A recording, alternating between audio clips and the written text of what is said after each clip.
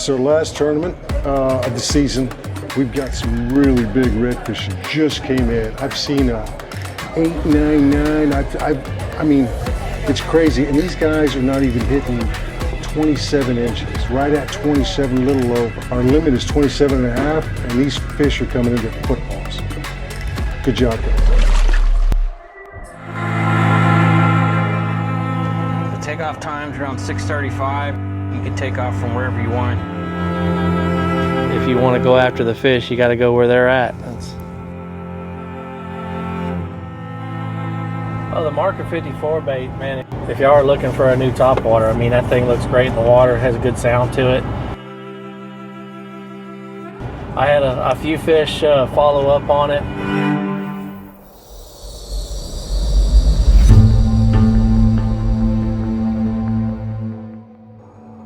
The 365 shad.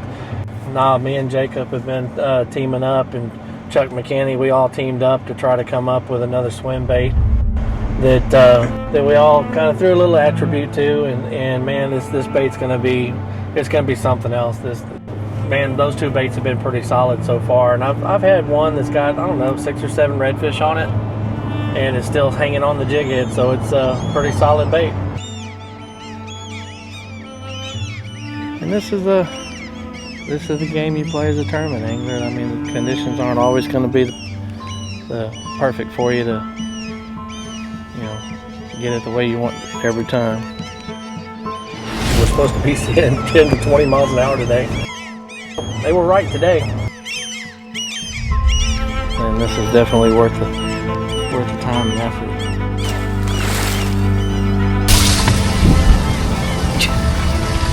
But 27 on the nose. Pretty close. That's an 8-pound fish.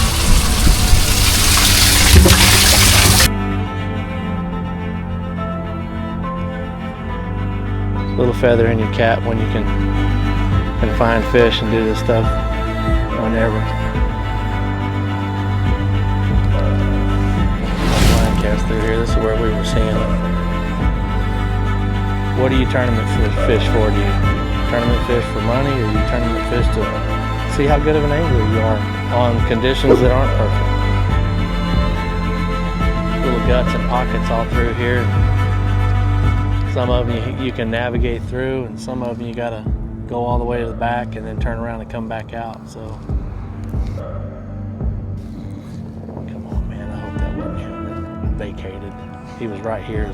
Oh, there's some kind of a push right there, deep.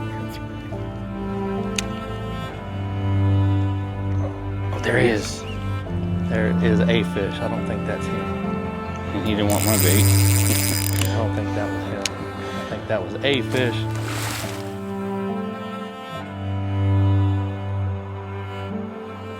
Another hammer, dude. He's not even 27. Cookie cutter.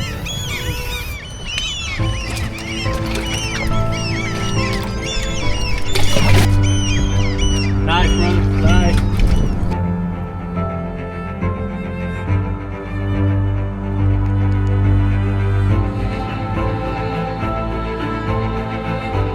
Sure helps if you got the right prop on your boat to jump shallow and all that good stuff too. I don't know, man. That might be a thummy 28, man. 27 and a half, 16 pounder. Down below for you, Jacob. That's where that HPP comes in. That thing's a game changer. No. 4-wheel drive. Oh yeah, 4-wheel drive for your boat, man. If anybody's looking for that extra edge to try to be able to play in this a little better, be able to jump on plane better and stuff, man, you're not going to find a better thing to do that. That's about as good as it gets to enhance without having to do a major change to your gear. Mm-hmm. Back in the day, the only thing that would do that kind of stuff is a TRP, and $2,000 or $3,000 lower units and all kinds of stuff. Now you could just get an HPP and throw it on your regular prop shaft.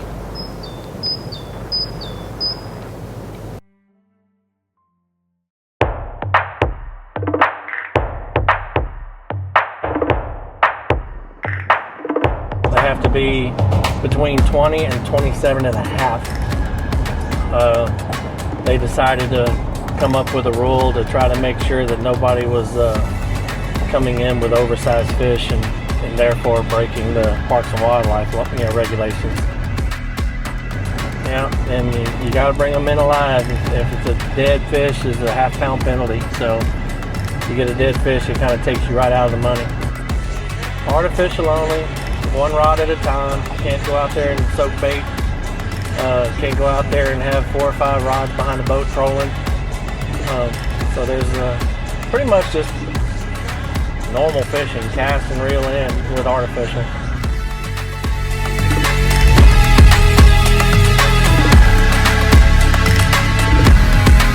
Honestly, the bite was about 2 hours today. That was about the only bite. Yeah, It seemed active was about a 2-hour window.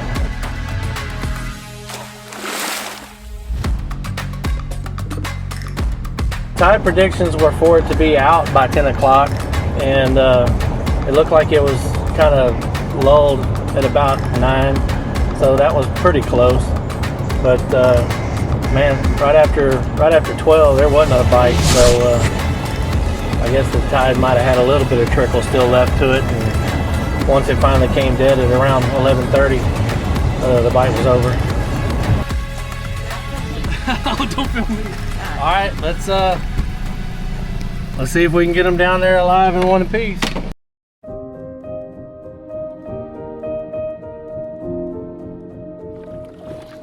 Come on, give me. We're up in Galveston.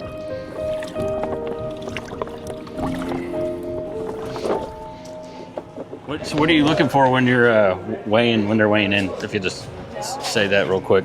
Well, what I'm looking for, first off, you want to make sure, see what he's doing, see how he is, see if he's alive. That's one of the main things. Making sure that fish is alive, making sure that he doesn't have any kind of foreign objects in there. We want to make sure on that, and see if there's any kind of deformities on the tail. That's a pretty important thing right there. You have to understand that. And once we get them and they're here, kind of look at it and give them a chance, look at them, see where they're at, size. Once they get that size, put them on there, and it's been good. So, what's the purpose of the slider? the slider, it's to give everybody the even opportunity to, that way nobody touches it, and there's no like human error, I guess is what you could say. Everybody's got the same opportunity, the same chance. Hey, you guys are getting some fish handling penalties over here. Congratulations. What's going on, man? The least you touch that fish, the easier it is to understand exactly where it needs to be, and try to give everybody, like I said, the same equal chance. That's probably one of the most important things. We're here to have fun, and everyone wants to enjoy themselves, and nobody wants to say, okay, it's too big. I mean, if you know it's too big, you probably know it before you even get here. So, but a lot of times, that's it. So, How many boats are you expecting today? the way it's been looking, we had, I think, maybe 19, 20 boats. But the way it's kind of looking, I've had one guy came in, he said he got on fish, but they wouldn't eat the right fish. And this guy, Gary Moreno, he was on them, but they just wouldn't eat. And, you know, what do you do? So, The way it goes, huh? Yeah. I see somebody watching their watch right now. They've come off the plane. They got 9 minutes left to get in line for weigh-in.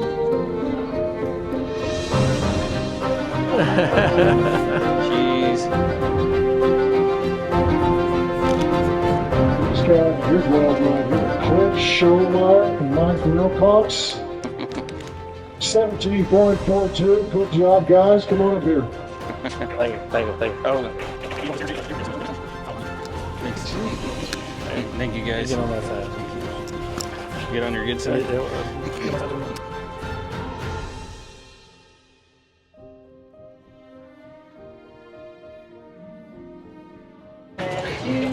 Life happens, man. Life happens.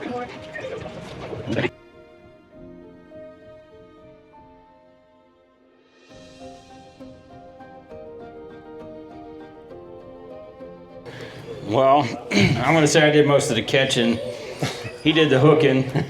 I caught them all with the net. No, we had a really good day out there. I mean, it was a lot of fun. The wind picked up. I always have a good time fishing with Clint, and he helps me out a lot with my fishing. I've come a long ways thanks to him in the last several years working with him. And anyways, had a really good time out there. We got really lucky. We didn't catch a lot of fish, but we caught the right fish. But maybe Clint can talk about it. Well, I think maybe it had something to do with shaving the beard off or something. I'm not sure. yeah, no kidding. Well, I would love to say we whacked them. We caught a total of 5 redfish today, and 2 of them just happened to be the right ones. The other ones were overs. So that was one of those days that you just sit there and just keep grinding. The conditions weren't great where we were fishing, but man, like I said, we got the right 2 bites. That's all we could talk about there. Well, I'll tell you, that's all that really matters. These guys, they've been up there a whole year just tearing them up. Good job. Hey, big hand for these guys. Thank you. Thanks, Dave. Appreciate you, man. Appreciate you. Thank you, guys. You good? Go big or go home.